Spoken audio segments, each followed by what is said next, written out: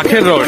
ইলিশ তো খাওয়া হলো, যেহেতু চাঁদপুর এসেছি ইলিশের রাজধানীতে, তো আমরা আখের রস খাবো। আখের রস কেমন হয় সেটা জানি না, আপনাদেরকে জানাবো কে। তো ভালো লাগছে প্রথমবার চাঁদপুর, আর চাঁদপুরের সেই সৌন্দর্য, পাশাপাশি পদ্মা, মেঘনা, ডাকাতিয়া নদীতে বোট রাইড, পাশাপাশি এখানে পার্ক, সব কিছু মিলে কিন্তু অসাধারণ। এখন শুধু ইলিশের বাড়িতে যাব, আমরা ইলিশ মাছ দেখবো। আর এখানে আমরা যে আখের শরবত খাচ্ছি, গ্লাস 30 টাকা করে। কেমন হয় আমি আপনাকে খেয়ে জানাবো। ভালো লাগছে। এখানে আখগুলো দেখতে মোটামুটি ভালো ভালো মনে হচ্ছে। আর আখ আমার মনে হয় এখানকার আখ হবে সম্ভবত।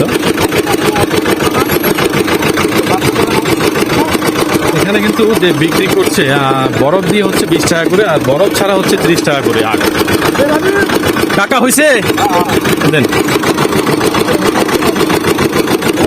তবে এখানে সবচেয়ে ইন্টারেস্টিং বিষয় হচ্ছে যে আমরা যখন নদীতে গিয়েছিলাম তখন কিছু বেদে সম্প্রদায়, তারা যে নৌকায় থাকে, জীবন যাপন করে কিভাবে, আসলে আমাদের জন্য অসম্ভব। মানুষের আসলে জীবন কোথায়, কেমন, কত কঠিন, এটা যদি আপনি না ঘুরেন তাহলে কিন্তু বলতে পারবেন না।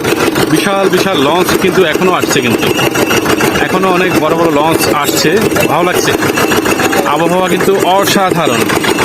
আমরা এখন ওয়েট করছি, আমাদের জন্য রেডি করা হচ্ছে। গ্লাসগুলো একটু ভালো করে ধুয়ে দেন, পরিষ্কার পানি দিয়ে ধুয়ে দেন, পরিষ্কার পানি দিয়ে ধুয়ে দেন।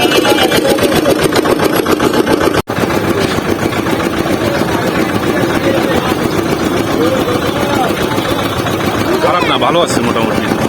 ভাবছি হয়তো একটু পাঞ্চা হবে, মিষ্টি কম হবে, কিন্তু ভালোই, দারুণ।